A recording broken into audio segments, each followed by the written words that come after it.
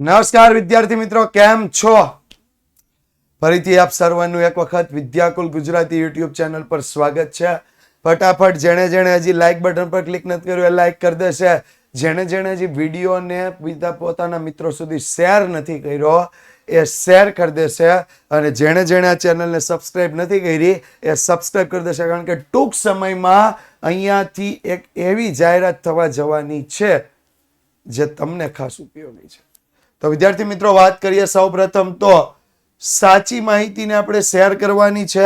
તમારો જેટલા વર્ષથી તમે વિદ્યાકુલ સાથે જોડાયેલા છો એનો એક્સપિરિયન્સ, અનુભવ બીજા નવા વિદ્યાર્થી સુધી પહોંચાડવાનો છે. બીજું, તમારે કોઈ પણ મટીરિયલની હેલ્પ જોઈએ, કોઈ પણ વિષયમાં મટીરિયલની હેલ્પ જોઈએ તો યુથ અને સ્વયં પબ્લિકેશન સિવાયના અન્ય પ્રકાશનો પર કોઈ ખર્ચ કરવાની જરૂર નથી. પ્રી બુકિંગ સ્ટાર્ટ થઈ ગયું, તેની તમામ વિગતો હમણાં જ આપી દઈએ. પણ વિદ્યાકુલનું લક્ષ્ય છે કે અમારે 1 મિલિયન સુધી પહોંચવું છે, એટલે 10 લાખ વિદ્યાર્થીઓ સુધી પહોંચવું છે. અને આ 10 લાખ વિદ્યાર્થીઓ સુધી પહોંચવા માટે એક જ કામ થઈ શકે. શું કામ થઈ શકે? તો વિદ્યાર્થીઓને જે સેટિસ્ફાય, સંતોષ મળ્યો છે, તમારા જેવા વિદ્યાર્થીઓ જે આ લાઈક આપી રહ્યા છે એ તમામે તમામ બીજા વિદ્યાર્થીઓ સુધી અમારી માહિતીને પહોંચાડે. તો આજના આપણા સેશનનું મુખ્ય કારણ હતું કે ઘણા બધા એવું કહેતા હતા, સર સૂત્ર એક લેક્ચરમાં સમજાવી દો તો બહુ ફાયદો થાય. તો મેં એક લેક્ચરમાં બરાબરના સૂત્ર સમજાવ્યા. પછી એમાં મેં કોમેન્ટ વાંચી કે સર હવે આંકડાશાસ્ત્રમાં કેટલી થિયરી પૂછાય એ સમજાવી દો તો ફાયદો. તો હું આંકડાશાસ્ત્રની બધી જ થિયરી એક લેક્ચરમાં લઈને આવ્યો છું. વાત કરીએ ચેપ્ટર 1માં, તો ચેપ્ટર 1માં આપણે જે થિયરી કરવા જેવી લાગે છે એમાં સૌ પ્રથમ પહેલા તો હું મારી રીતે સવાલ આપું છું. પહેલો સવાલ, આદર્શ નિદર્શના લક્ષણો.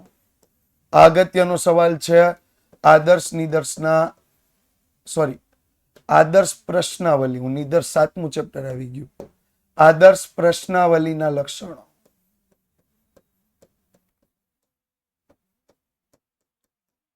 બીજો સવાલ આવશે પ્રાથમિક અને ગૌણ માહિતી. એમાં વ્યાખ્યા પણ પૂછાઈ શકે અને તફાવત પણ પૂછાઈ શકે. પ્રાથમિક માહિતી અને ગૌણ માહિતી. ત્રીજો સવાલ આવશે પ્રત્યક્ષ તપાસ, લાભ અને ગેરલાભ. લાભ અને ગેરલાભ. ચોથો સવાલ પરોક્ષ તપાસ, લાભ અને ગેરલાભ. લાભ અને ગેરલાભ. અને પાંચમો સવાલ ગૌણ માહિતીના પ્રકાશિત પ્રાપ્તિ સ્થાનો.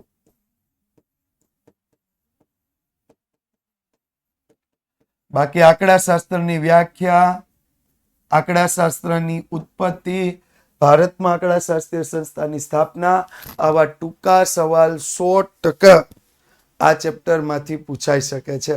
તો ફટાફટ એક શેર લાઈક થઈ જાય. યસ. નેક્સ્ટ વાત કરીએ ચેપ્ટર 2માંથી. અહીંયા મોટી થિયરી કોઈ નહીં પૂછાય, પણ ખાસ જો પૂછાય તો આકૃતિઓના પ્રકાર. આકૃતિઓના પ્રકાર. ત્યાર પછી ગુણાત્મક અને સંખ્યાત્મક માહિતી અને ચલ.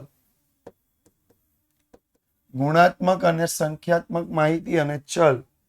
ત્યાર પછી તો અસતત ચલ અને સતત ચલ. અસતત ચલ અને સતત ચલ. ઓકે?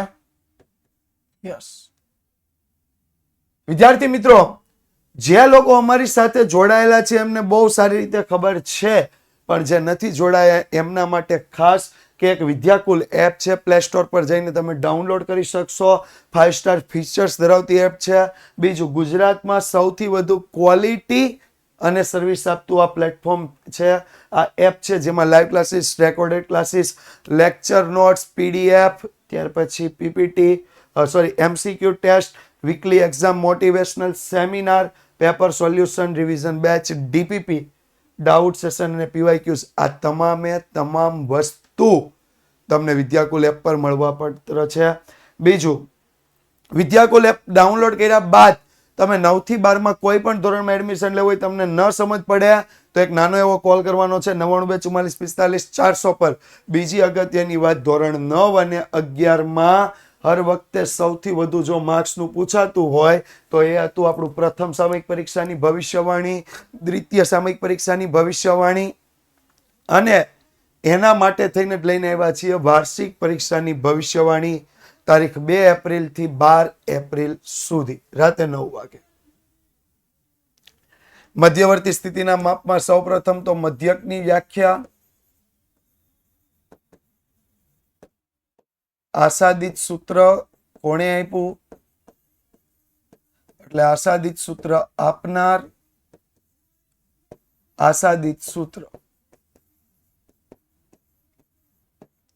સ્થાનીય સરેરાશ.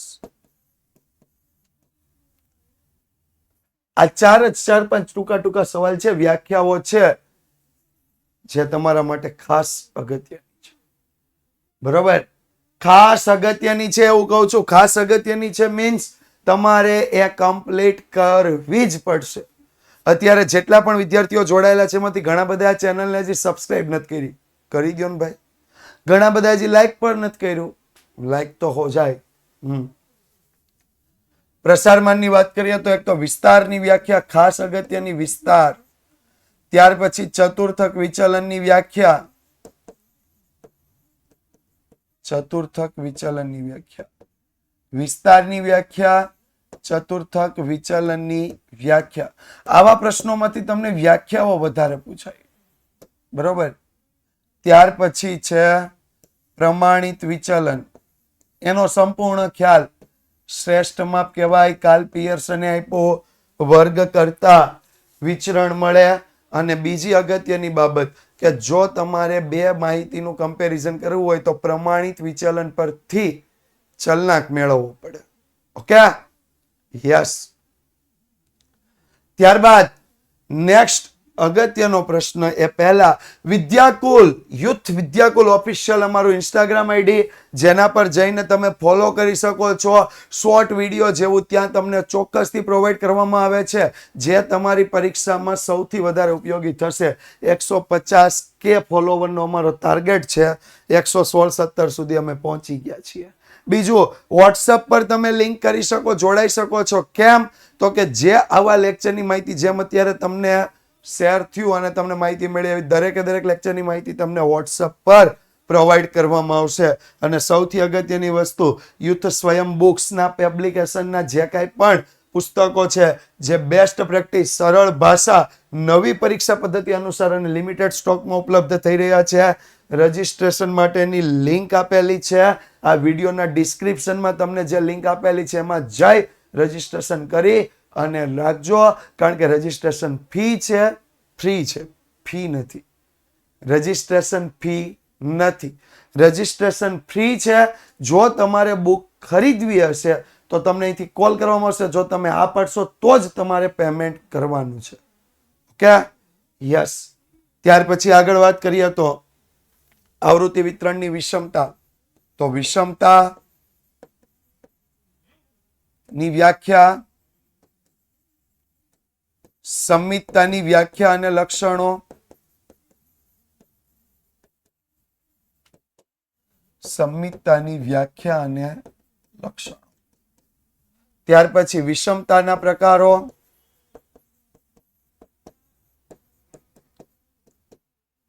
ત્યારબાદ વિષમતાનું શ્રેષ્ઠ પદ્ધતિ. આ પ્રકારોમાં બે આવી જાય, ધન વિષમતા અને ઋણ વિષમતા. બંને આવી જાય, ધન વિષમતા અને ઋણ વિષમતા. વિષમતાની વ્યાખ્યા, સંમિતતાની વ્યાખ્યા, સંમિતતાના લક્ષણો, ધન વિષમતા અને ઋણ વિષમતા, અને ધન વિષમતા અને ઋણ વિષમતાના લક્ષણો. યસ.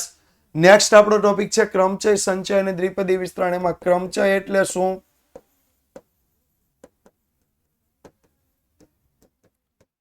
સંચય એટલે શું?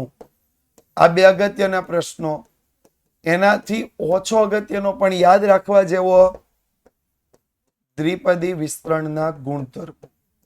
કારણ કે આપણને દાખલામાં જરૂરી છે, એ આપણને દાખલામાં ઉપયોગી થવાના છે.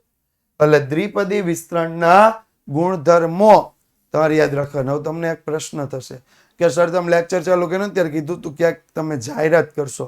તો વિદ્યાર્થી મિત્રો, જાહેરાત એવી કંઈક છે, ફરીથી જેટલા પણ અત્યારે લાઈવ જોડાયેલા છે દરેકને હું માહિતી આપી રહ્યો છું કે તમે આવા જેટલા પણ સેશન છે એ સેશનના ડિસ્ક્રિપ્શનમાં એક ફોર્મ લિંક આપેલી છે, એમાં પિન કોમેન્ટમાં એક લિંક આપેલી, સોરી, એમાં ફોર્મ ભરશો એટલે તમારી માહિતી અમારા સુધી રહેશે. ત્યાર પછી અમે દરેક લેક્ચરમાં આવી રીતે હાજરી લઈશું, જેમાં તમારે નામ લખવાનું છે. એક્ઝામ્પલ તરીકે માય નેમ ઇઝ હાર્દિક, તો મારે શું લખવાનું? હાર્દિક ડેશ મારી અને સુરત. દરેક વખતે જ્યારે હાજરી પૂરવાની થાય ત્યારે આ જ રીતે તમારી હાજરી પુરાવશો. ત્યારબાદ અમે અહીંયા ડેટા ચેક કરશું, તમે કેટલા વિડીયોને લાઈક કરી છે, કેટલા વિડીયોમાં સૌથી વધુ તમે ટાઈમ, મેક્સિમમ ટાઈમ તમારે વિડીયો સાથે રહેવાનું છે, તમે જોયેલો છે તમારી વાર્ષિક પરીક્ષા સુધી, અને બીજું કેટલા વિદ્યાર્થી મિત્રોને તમે શેર કર્યો છે. આ તમામે તમામ ડેટાને આધારે વિદ્યાકુલ તમારા સુધી પહોંચશે. તમને એક એજ્યુકેશન કિટ નું એક ગિફ્ટ ટેમ્પર, જેની કિંમત 100 રૂપિયા નહીં હોય, 500 થી તો વધારે જશે, આવી એક ગિફ્ટ તમને પહોંચાડવાના છે. ઓકે, તો વિદ્યાર્થી મિત્રો ખાસ આ વિડીયોની કોમેન્ટમાં જઈ ફોર્મ ભરતા રહેજો અને લેક્ચરમાં પૂરેપૂરા જોડાતા રહેજો. અને જ્યારે જ્યારે હાજરી લેવામાં આવે એ ફિક્સ ટાઈમિંગ નહીં હોય, ગમે ત્યાં લેવાશે, ત્યારે ફરજિયાત તમારી હાજરી પુરાવજો. ઓકે, આગળ વધીએ.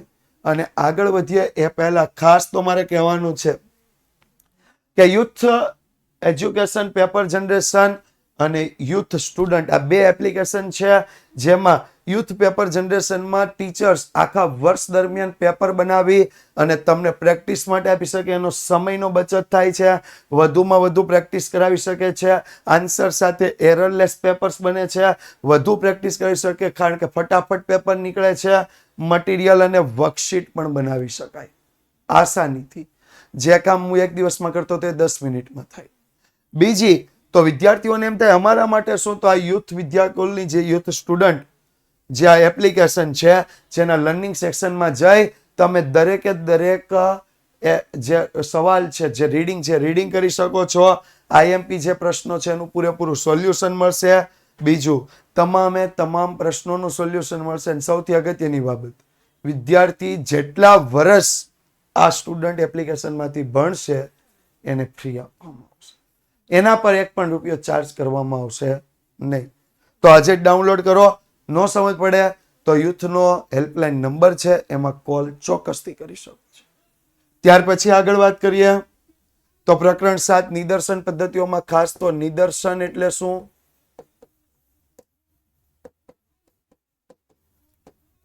આદર્શ નિદર્શના લક્ષણો, આદર્શ નિદર્શના લક્ષણો, ત્યાર પછી નિદર્શન પદ્ધતિઓ. આ બધા અગત્યના સવાલ છે. ત્યાર પછી યાદચ્છિક સંખ્યાના કોષ્ટકોમાં કયા 3 કોષ્ટકો? યાદચ્છિક સંખ્યાના કોષ્ટકો 3 એ 3. ત્યાર પછી 3 રીત હતી, સરળ, સ્તરિત અને પદિક. આ 3 પદ્ધતિઓ, એના લાભ અને ગેરલાભ.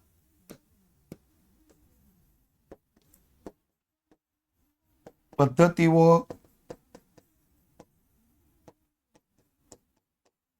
લાભ અને ગેરલાભ. આટલા સવાલ અગત્યના છે. ઓકે, અને જો આગળ વાત કરીએ તો વિધેયમાં પહેલો તો વિધેય અગત્યનો. વિધેયની વ્યાખ્યા, વિધેયના 3 એ 3 પ્રકાર. વિધેયના પ્રકારોમાં પહેલું એક વિધેય, બીજું અનેક વિધેય અને ત્રીજું અચળ વિધેય. એક વિધેય, અનેક વિધેય અને અચળ વિધેય.